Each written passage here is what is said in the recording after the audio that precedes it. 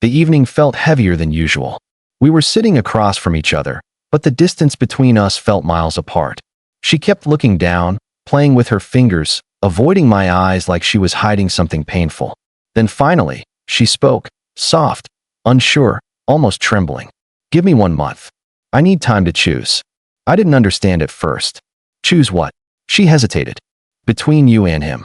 Those words didn't just hurt, they shattered something inside me. It wasn't just about another guy. It was the fact that I had become an option, someone she needed time to decide about. I wanted to walk away right there. I wanted to say, "If you have to choose, then don't choose me."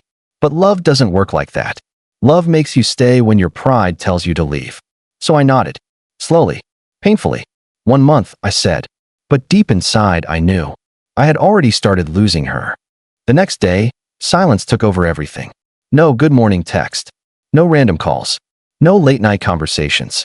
It was like she had disappeared from my life overnight, but left all her memories behind to haunt me. I kept opening our old chats, rereading messages where she said, "I can't imagine my life without you." I wondered when that changed. When did I stop being enough?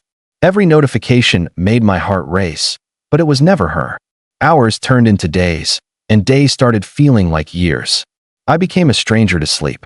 My mind kept asking questions my heart couldn't answer. Was she with him right now? Laughing the same way she used to laugh with me? Sharing the same moments that once belonged to us? I hated myself for thinking like that. But the worst part wasn't jealousy, it was helplessness. Because for the first time in my life, I loved someone who wasn't sure about loving me back. By the end of the first week, I realized something terrifying. I had no control over anything anymore. My happiness depended on a decision she hadn't even made yet. I tried to distract myself, went out with friends, watched movies, worked longer hours, but nothing worked. Every road led back to her. Even the smallest things reminded me of her. A song we used to play in the car, a cafe where she laughed too loud, the way she used to say my name. And then the thoughts started getting darker. If she really loved me, would she need a month? That question stayed with me. It didn't scream. It whispered. Again and again. Love isn't supposed to feel like an exam. You're not supposed to compare hearts. And yet, there I was, waiting to be chosen, like I wasn't already hers.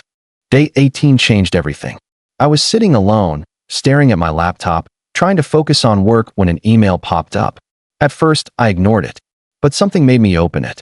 It was an offer letter. A job abroad. Not just any job, my dream job.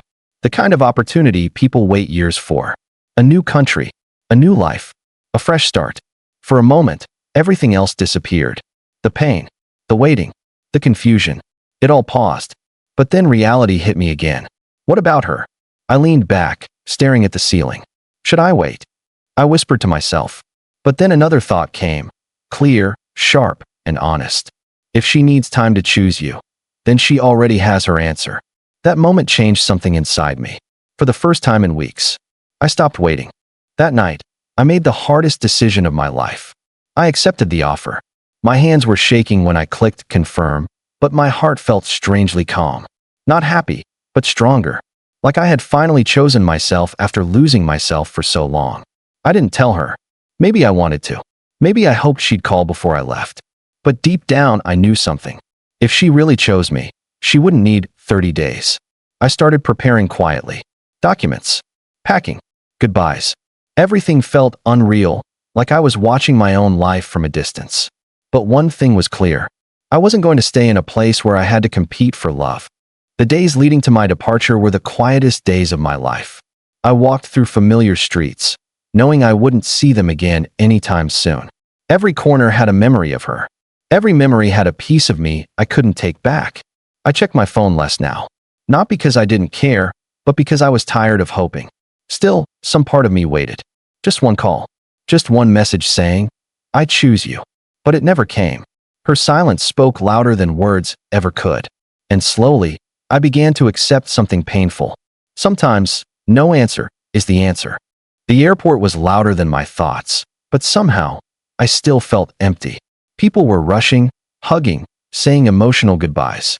But I stood there alone, holding a ticket to a life I wasn't fully ready for. I looked at my phone again. Nothing. No missed calls. No messages. Just silence. I smiled a little, not because I was happy, but but because I finally understood. I wasn't her choice. And maybe I never was. The announcement for my flight echoed through the terminal. That was my signal. I took a deep breath and walked forward. Day 30. I was already on the plane when my phone rang. Her name flashed on the screen.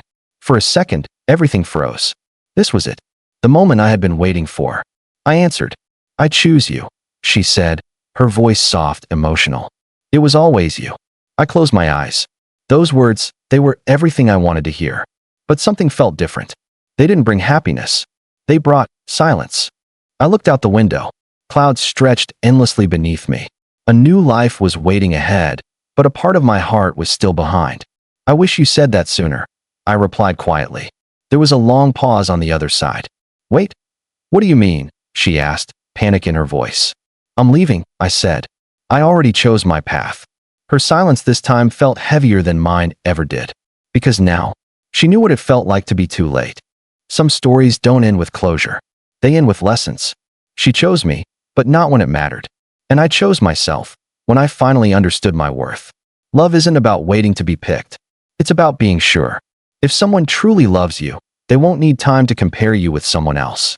As the plane moved forward, so did I. Not because I stopped loving her, but because I finally learned. Real love doesn't make you feel like a choice.